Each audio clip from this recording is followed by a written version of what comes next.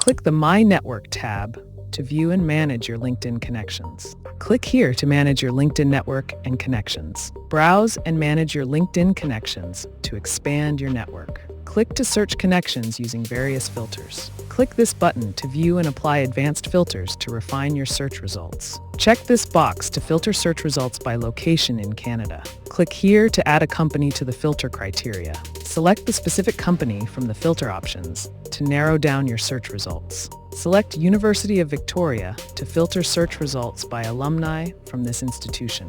Select the checkbox to filter profiles by the English language preference. Click the Show Results button to filter and see the updated search results. Click the Message button to send a direct message.